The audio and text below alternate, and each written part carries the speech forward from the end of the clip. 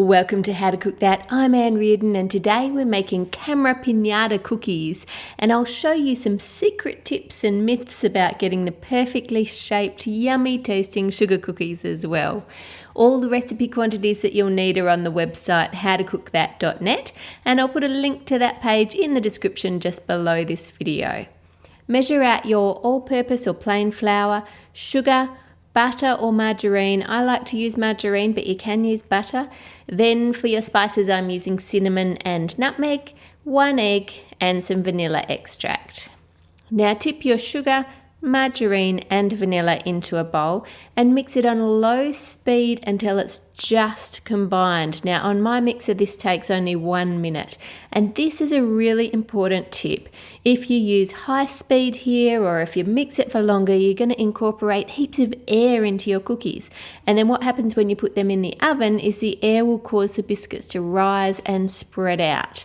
Let me just show you so you can see that. Compare these ones, and they have been whipped with the butter and the sugar.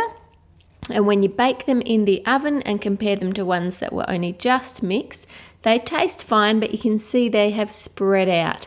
And if it's a round cookie, who cares? It doesn't really make a difference. But if you're trying to make an intricately shaped cookie, then this is just going to get rid of all the details in your shaping. Back to our mixture, add in your egg, and again, just mix it, don't whip it, and you know why now. Then add the flour and the spices. Now I haven't put these through a sieve again because that just introduces more air, and we don't want air in our mixture. Mix it on low speed until it forms a ball. If you don't have a stand mixer, you can do this stage of mixing just by hand.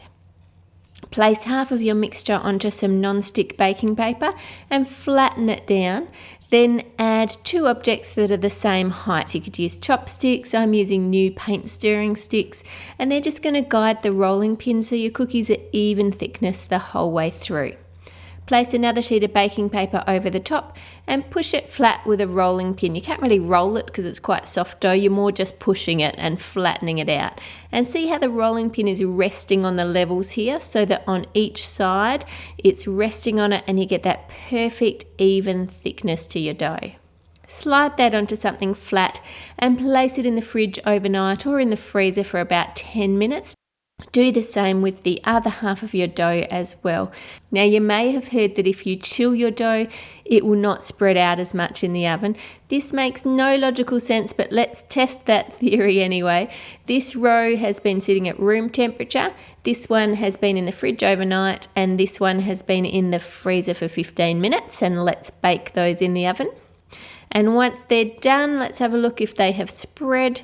The room temperature ones compared to the fridge ones, they are exactly the same size. Now room temperature compared to freezer, and again exactly the same. So that is a myth that is now busted. Chilling them makes no difference to them spreading in the oven. It's the amount of air that you whip into them that is important. Chilling them is good just to let that margarine or butter firm up, which makes the dough firmer and easier to cut out. Back to our camera cookies. You can buy a camera cutter, or if you get yourself a roll of aluminium flashing or aluminum flashing if you're in the US, you can make your own cutters. Just cut a thin strip and shape it around the camera icon, and I'll put this size icon that I'm using on the website so you can print it out as a guide as well. When you come to the rounded corners, just wrap the metal around something round, like the handle of an ice cream scoop or whatever is round that you've got in your kitchen. And when you're making a straight corner, just bend it on something straight like the back of a knife to get that sharp edge there. Once you get back to the beginning, trim off the excess and tape it into place so that you get a smooth join there when you're cutting out your cookie shapes. Take your dough out of the fridge and cut out your camera shapes. Place them onto a baking tray and bake them for 10 minutes, and turn the tray after 5 minutes so that you get even browning, and make sure you set a timer so you don't burn these cookies. They really don't take long at all. Now for your camera lenses. Take 2 round cutters and cut a tray of the larger sized circle, and then half of the circles cut a hole out of the center. Now if you want some of your lenses bigger, you can cut more than half of them with a hole out of the center, but you'll need at least 1 full one for each camera. Using your smaller circle, push it into the center and then lift it up, and as you lift it, tilt it slightly to one side and use the edge of the cutter to lift out that middle section of biscuit dough. For each camera cookie, you want to have 1 or 2 of these rings and 1 whole circle. And these are smaller than the other ones, so they're only going to take about 6 to 8 minutes in the oven instead of 10. Roll out any leftover dough and cut out more cookies. To make our icing, we need icing or confectioner's sugar and powdered egg white, and whisk them together with water. Now, where I live, powdered egg white can be a bit pricey, so I just use a packet of Pavlova Magic Mix, which is just egg white and sugar. I'll put the quantities for both options on the recipe on the website, so you can use whatever you can get hold of. I like to put most of the water in at once and then add the remainder 1 tablespoon at a time until you're happy with the consistency. You can swap some of the water here for lemon juice or vanilla so that you can add a flavour to your icing. I'm going to use a little bit of vanilla in mine. Beat it on high speed for a few minutes until it looks like this. It should be thick and glossy and hold its shape. Place some of your icing into 5 bowls, leaving some white in the main bowl. Then add some liquid or gel colouring to each bowl to make them different colours. I'm going for more retro sort of colours. You can make them brighter if you want. Make 3 different camera colours, 1 grey, and then leave some white as I said, and then we need to make black. To make the black, add some cocoa powder and mix it in, and then add some black gel food colouring. Now the cocoa powder is going to dry it out a bit and make it a bit too thick, so just add a little bit more water to bring it back to piping consistency. Take each of those colours and place them into a plastic bag and seal it shut. Then cut off a tiny corner off the outside and pipe a rectangle sort of shape, not quite a rectangle, nearly, for the camera flash on each of the biscuits on the top there. And if you muck it up, don't worry, just wipe it off and try again. Then take your round cookies and pipe a white circle in the centre of each one, leaving about a 1/2 centimetre border from the edge. Now for your colours. Draw a line across your cookie about 2/3 of the way up and then follow the outline down and around the outside. Repeat that with the next colour, placing the line at roughly the same height. It doesn't matter exactly where it is, but if you put it next to one of the cookies you've already done, you can get them all about the same. Now for the top half of your cookie, use some grey icing to pipe along the line and around the top. Now I've had lots and lots of requests lately for a chocolate truffles part 3 video.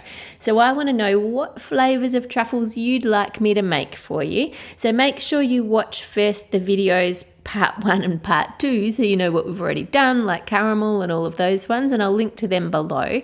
And then put your requests for new chocolate truffle flavours in the comment section. And I'll give you a few weeks to get all your requests in, and then we'll tally them up and I'll make the most requested ones for you. Then pipe a grey circle to outline each of your lenses, following the outside of your cookies. Leave those for 5 minutes to firm up, and then we're going to flood fill them, which is a bit like colouring them in. Take some of your white, grey and coloured icing and place them in separate bowls, and then add a little bit of water to each one and mix it in. You want it still to be thick, but when it's drizzled from the spoon, it should after a moment merge back into the icing that's in the bowl, leaving a smooth surface. Using a spoon, place some of the white in the centre of each camera lens, and then use a toothpick to spread it out to the edges. For the flash bit, it's going to be easier if you put it into a plastic bag and pipe some of that thinned icing in, and then use your toothpick again to spread it out. Repeat that same thing with the colours and the grey so that you're filling it up and spreading it out to the edges. And then we want to leave them for a little while for the icing to dry on top. Now take your black icing and outline the camera lens. Now if you have a piping bag and a piping tip number 1, then use that for outlining because you'll get a more even line. If you don't, then you can just use your Ziploc bags with the corner cut off like I showed you before. Also pipe a couple of lines across the lens. Now outline the camera going around the flash then around the grey section, and then all the way around your coloured part. Then I'm leaving these overnight for the icing to set firm, and we'll come back to it tomorrow. Now that they're all set firm, take one of the rings and pipe some icing around the edge in a circle and put that into place. Now you can just use one ring, or if you want a bigger lens, you can use two. So just put icing around it and put it on top. Fill that up with candy. I'm using Nerds in some of them and mini M&Ms in others. And then pipe a circle of icing on the back of the lens and add it to the top of your camera.